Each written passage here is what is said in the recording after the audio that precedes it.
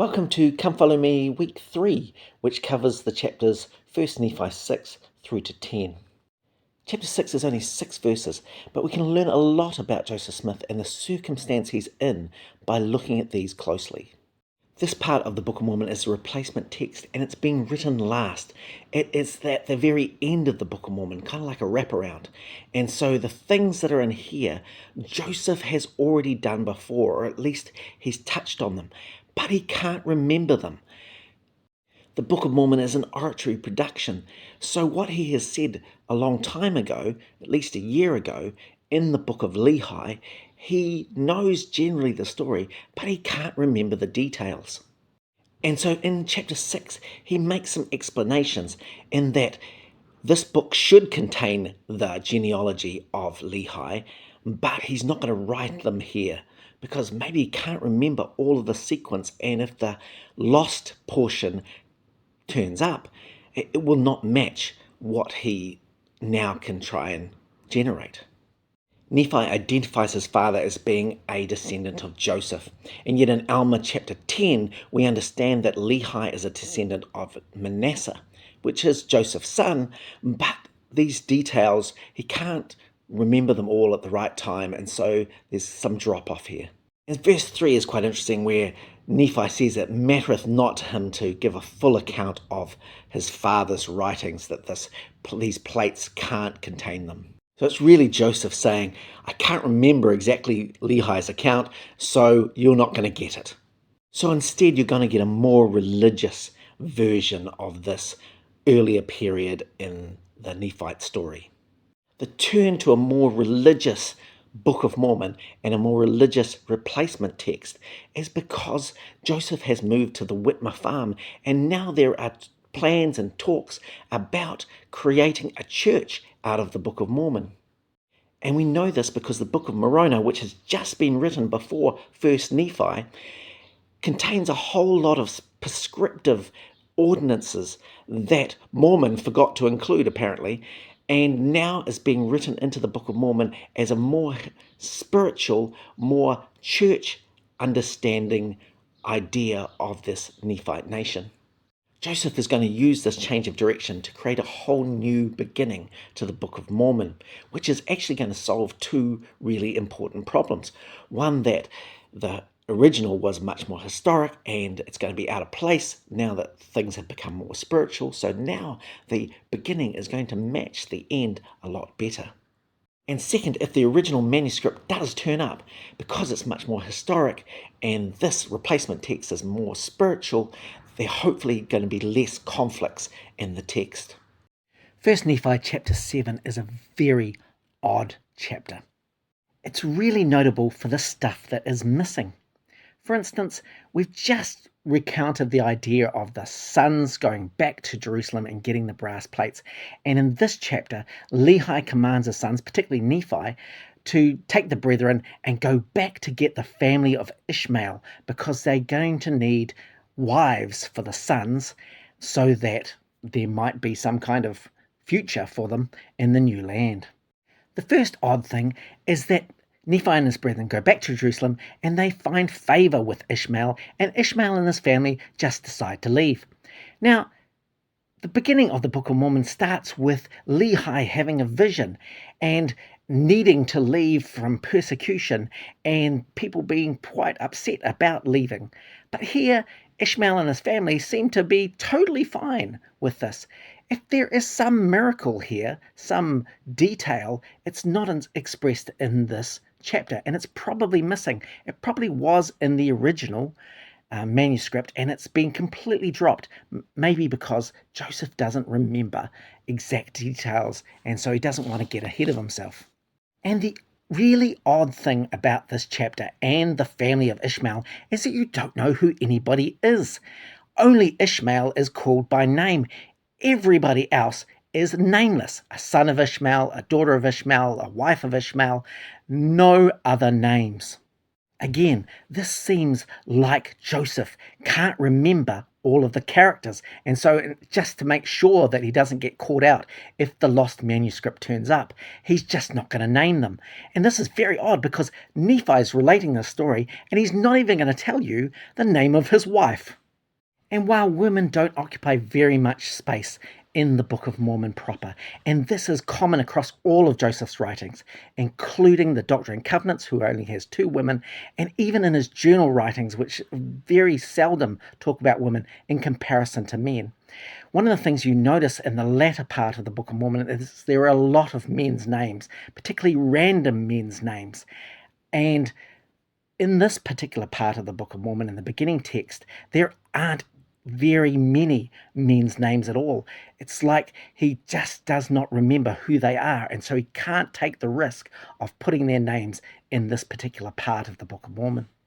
And the other oddity is these people are going to get their spouses, and yet there is nothing really in the text that suggests that they're excited or apprehensive or anything. These women barely rate a mention, and this is consistent with the Book of Mormon proper, but it's just not real life. Joseph himself went on a quest to go get Emma, and Emma and Joseph eloped against Emma's father's wishes. So maybe this story was a turnaround in the idea that now Nephi is the hero and he's convinced the dad and everybody's coming with them. It's just the opposite or the anti-story of his own quest to get Emma. And the only time that Nephi then talks about these women in terms of marriage is in 1 Nephi chapter 16 verse 7, one verse to say that they all got married. Again, without any names. And again we see in the latter part of chapter 7 the idea of Nephi being the hero, being able to convince people through the Spirit of God that he is the rightful leader and that they should follow him and Father Lehi down into the wilderness. And despite all these conflicts with the children of Ishmael, which seems really important, still not a single name. Arguably the most well-known story in the Book of Mormon is the story of Lehi's vision of the Tree of Life, and it is recorded in 1 Nephi chapter 8. Lehi sees a tree, the tree of life from the Garden of Eden, and people pressing their way forward to this by using an iron rod, and this makes people incredibly happy. But there are a group of people in a spacious building across the way which are mocking the people who are partaking of this fruit. And so these are the evil people trying to distract you from that which is good. We learn from Lucy Mack Smith, Joseph's mother, in 1845 when she writes her biography, that this was also a dream that Joseph Smith Sr. had in 1811 in Lebanon, New England. The Smiths were a very visionary household. Lucy had dreams, which she recorded in her memoir, and also Joseph Smith Sr. had a number of visions, of which she's recorded quite a few in her memoir. You can go read her biography in the Joseph Smith Papers Project, and it's probably the most important document that we have about Joseph Smith's life and his growing up, because it informs us about so many things that otherwise we would have no knowledge of. It's an easy read, and Lucy Mack Smith helps us understand the Smiths family circumstance and many of the things which I've been talking about in these episodes. The idea that Joseph Smith Sr. had the same dream that Lehi did long before the Book of Mormon was created is really fascinating, and it goes to explain the relationship of Joseph Smith Sr. to Lehi in an incredible way. It's worthwhile doing your own comparison between Joseph Smith Sr.'s dream and the dream of Lehi in 1 Nephi chapter 8. And there are a number of little differences, but basically it's the same story. So in this chapter, Joseph is using his father's well-known dream to inform an understanding of the gospel and put it into the pages of the Book of Mormon. And then in chapter 11, he's going to expound upon it even more. Now, Lucy Mack wrote this down in 1845, so this was well after the Book of Mormon was published. But you can tell from what she's written that this was just one of a number of dreams that Joseph Smith Sr. had, and that it informed the family about religion growing up in some really important ways. It's evident that this vision, or some form of it, was available to Joseph Smith before the Book of Mormon was written, and is most likely the source of this particular chapter. And one more thing just about this particular chapter. Verse 1 talks about the family gathering seed. They're going to take the plants of the old world through to the new world. And this is something that Joseph believed was happening. But this is not what the DNA evidence nor the plant evidence of America tells us. This whole chapter is great evidence that Joseph is creating the Book of Mormon from his own worldview and experience, and particularly the visions of his father. Now, I can't emphasize this enough. The Book of Mormon that we currently have was written and dictated from Mosiah through to Moroni, and then Joseph Smith had to find an alternative replacement text for the beginning that was lost by Martin Harris, and this became Nephi through to Omni. Joseph Smith did not know what had happened to the original manuscript, and so he had to allow for the option that the manuscript would turn up and it would be different to what he was now producing. So he also had to figure out a way to explain that difference, and he starts doing it in 1 Nephi chapter 9. The problem is Mosiah and Alma have been referring to the plates of Nephi as the core of what the history is. And now he's got these new plates, these new scriptures. How is he going to allow for this? And he does so in verse 2, where he says that these older plates are the plates of Nephi, and these newer plates are also called the plates of Nephi. This is completely confusing and nonsensical, but Joseph has to figure out a way to make it in harmony with the latter part of the chronology. And so on these spiritual plates of Nephi, he's just going to record the godly things, and the history things are going to be on the other plates of Nephi. Later on, he's going to qualify this as being the small plates and the large plates, but at this point, he's just calling them Nephi. And this is where I think the text is really interesting, because he's writing it in the moment as he's learning and discovering and reimagining it. And so we're going to see this passage in chapter 9 being an explanation, but he's going to further expand on this in 1 Nephi chapter 19.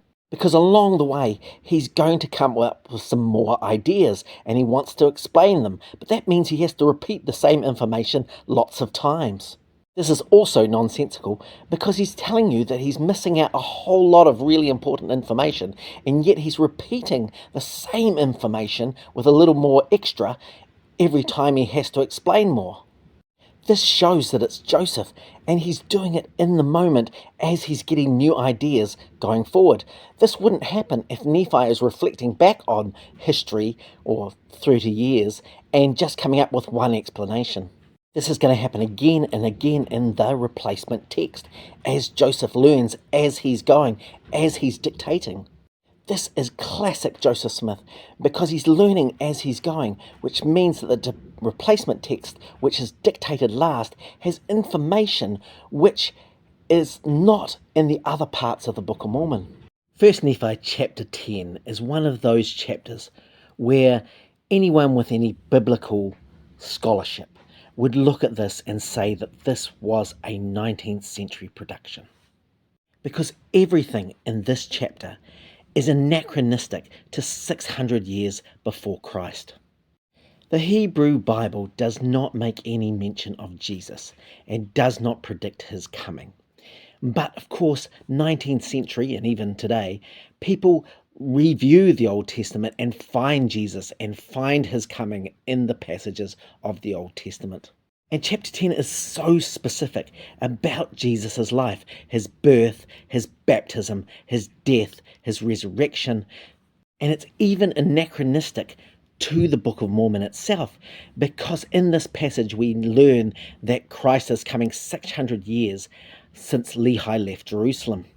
But this is unknown to the writers of Mosiah and Alma, who are still trying to figure out when he's coming.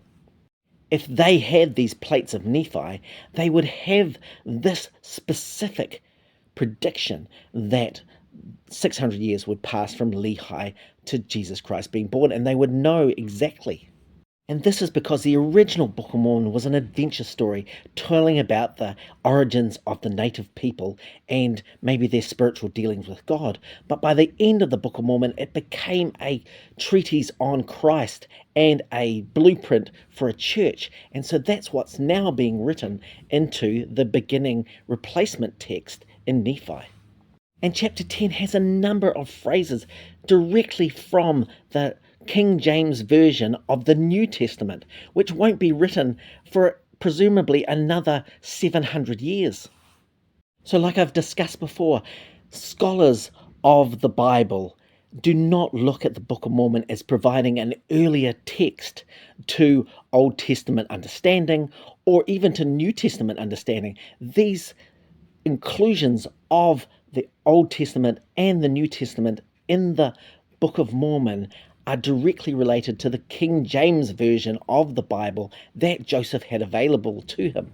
They are dependent on this Bible, so this shows that it's a 19th century text.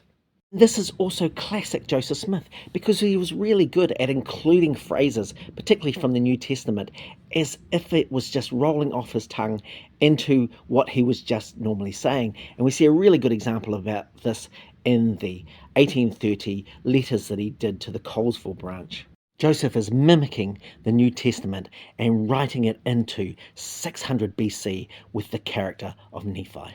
In closing up week 3 of Come Follow Me, I thought it would be worthwhile just talking a little bit about anachronisms. This is a photo of Abraham Lincoln with a transistor radio, and of course this is anachronistic. There's no way that there's a transistor radio in Abraham Lincoln's life. This photograph is either a fake, or we have to re-understand Abraham Lincoln and his life in a completely different way. And this does happen from time to time because, of course, we do find some information that's out of place and we need to reorientate. But it gets to a point where you realize if there's something out of place, you need to look at it a bit more critically and carefully. So when you're looking at 1 Nephi chapter 10, I've just gone through and highlighted all of the bits that are out of place for 600 BC.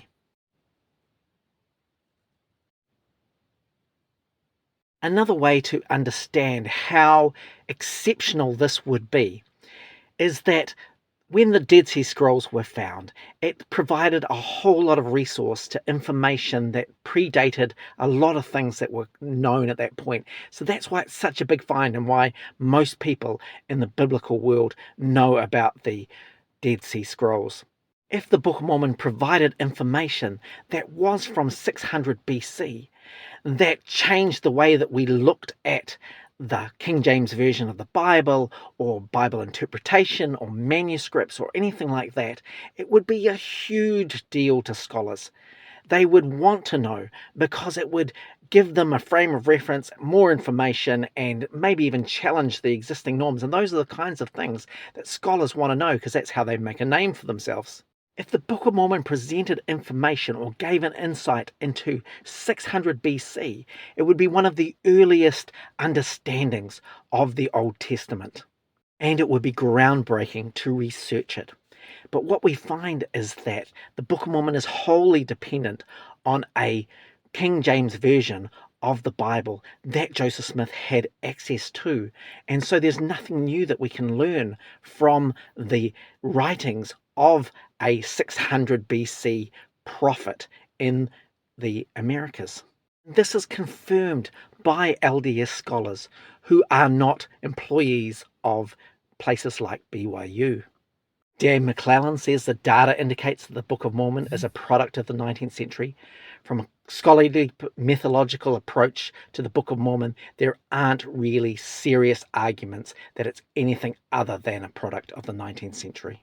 Richard Bushman says the theology of the Book of Mormon is very much 19th century theology, and it reads like a 19th century understanding of the Hebrew Bible as an Old Testament. That is, that Christ is in it in the way that Protestants now saw Christ everywhere in the Old Testament. That doesn't mean the Book of Mormon is not special, but it's just a product of Joseph's environment and his understanding.